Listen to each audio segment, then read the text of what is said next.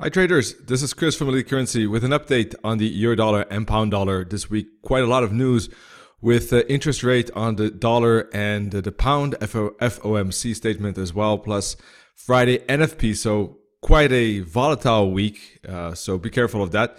Before we take a look at the markets, be aware that we have these free indicators. You can download them just like that. Just go to elitecurrency.com and then go to Forex CFD indicators/free.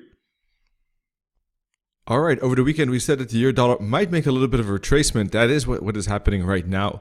But overall, the bearish candle, the weekly candle still looks pretty good. Of course, there is a lot of news this week, so not sure how that news is going to impact the technicals. But I think from a technical point of view, this candle looks like it's a good breakout. I would expect, usually speaking, continuation. HMA is down, so momentum is pointing bearish. Now, if we look at the daily chart, we're looking at candle number 4 or 5 actually that hasn't hit the 21 EMA. So it's a little bit of a toss-up zone still, whether this is really a strong breakout or not. The momentum is so far a little bit on the weaker side, this breakout, but all breakouts have been so far a little bit weaker. Every breakout has had limited movement to the downside before we had a pretty big bullish rally. So overall, very choppy environment. Whether this breakout will be different, not 100% sure, considering the very low volatility that we've seen in the Forex market, specifically 2019.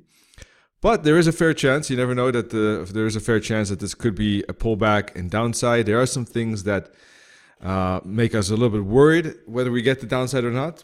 There are also, normally speaking, pretty good arguments for a downside. So what I would probably prefer is bearish candlestick patterns at 111.80, 112 on the 4-hour chart, for instance, or even on the daily would be fine to confirm that this is a pullback, that this is a break pullback continuation. But if it does move up, if it does break above 112.25, then it could yet again be another false break. And considering the low volatility, considering the news event, that is unfortunately still very, reality that is certainly possible. Okay, got to be careful, got to be aware of that.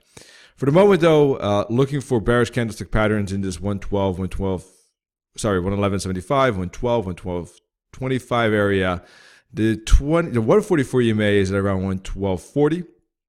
So probably the uptrend is more valid above 112.50, which is around psychological level as well, quarter level.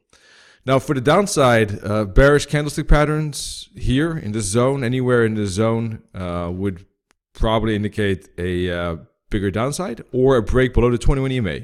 What could happen is that we get some downside, a pullback like this, maybe a head and shoulders on the hourly chart, and then a break lower. That would certainly, in my view, indicate the potential for downside. And in that case, this could be a wave 4, and down we go for a wave 5 to finish a wave 3 of a higher degree. So either looking for candlestick patterns here, looking for a break, pullback, continuation, or looking for a sturdy break below the 21 EMA low. All of that is valid, I think. On the hourly chart, we're looking at a retest of the 144 EMA zone right now, actually.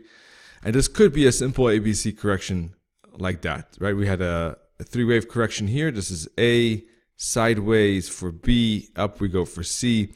So if price does break here, pull back like this, I think there's a fair chance we might see that continuation later this week. All right. Now, before bigger news events, of course, price might stall, might slow down.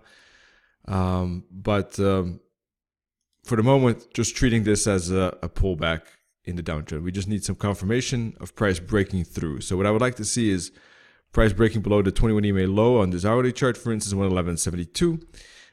Building a fractal below the breakout. So if we get a breakout, fractal, a little bit of a bounce, and then a break below this fractal. That would be good on the hourly chart.